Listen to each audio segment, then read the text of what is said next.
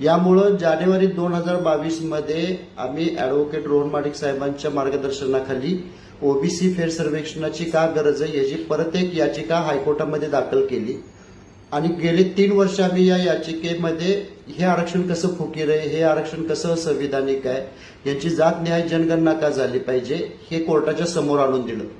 देशामध्ये जातनिहाय जनगणनेची प्रेयर असणारी आणि ती मेंटेनेबल ठरलेली एकमेव याचिका आपली आहे। मग ही याचिका सुरू असताना आम्ही कुठेही मीडियाबाजी केली नाही, फक्त याच्यासाठी ज्या कायदेशीर गोष्टी होणं अभिप्रेत त्या करून घेण्यासाठी कायदेशीर लढाईबरोबर सरकार असेल, राज्य मागासवर्गीय आयोग असेल यांच्याकडे पाठपुरावा केला। हा पाठपुरावा करत असताना जे काही कायदेशीर आणि घटनात्मक ढाचा आहे त्या ढाच्यामध्ये जी काही कमिशनची कामं आहेत ती त्यांनी पूर्ण केली पाहिजेत हा रेटा वाढवत असताना आत्ताचे जे स्वयंघोषित ओबीसी नेते डुप्लिकेट प्राध्यापक ते त्या आयोगाचे सदस्य होते।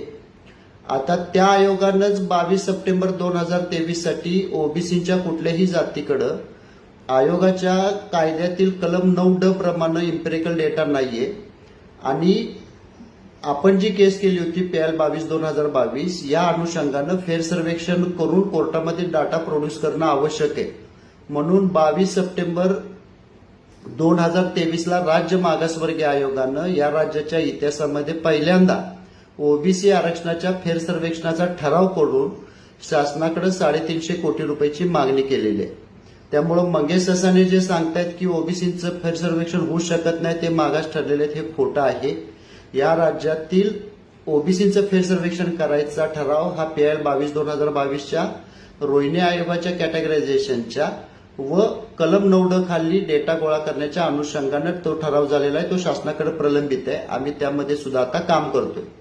मधल्या काळामध्ये राजकीय प्रेशर खाली ॲडव्होकेट जनरलनी कोर्टामध्ये असं म्हणणं मांडलं की प्रशांत भोसलेंची PL वेगळी ऐकून घ्यायची गरज नाही, ते कैलाश खांडबाळेच्या पिटिशनमध्ये सुद्धा आर्ग्यू करू शकतात त्यांचे मुद्दे, एकच प्रकारच्या वेगवेगळ्या पिटिशनची गरज नाहीये।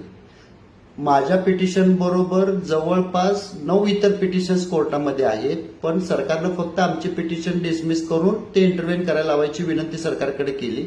यामधून कुठलीही लिगल किंवा कायदेशीर प्रोसिजर बदललेली नाहीये। आम्ही फक्त जिथं हे होतो पिटिशनर होतो तिथं आता इंटरव्हेनर होणार आहे, पण ती लढाई कुठेही आम्ही थांबवणार नाहीये हे त्यांनी लक्षात घ्यावं। आणि दुसरा यातला महत्वाचा मुद्दा आहे की सुप्रीम कोर्टानं पण आम्हाला आश्वस्त केलेलं आहे की त्या तिथं तुम्ही तुमचे सगळे मुद्दे मांडू शकता, इंटरव्हेनर म्हणून तुमच्या अधिकारावर कुठेही तिथं मर्यादा असणार नाहीये। त्यामुळे तुम्ही इंटरव्हेन करा आणि तिथं त्या फॅक्ट चांगल्या पद्धतीने जर ऐकून घेतल्या नाही तर परत तुम्ही आमच्याकडे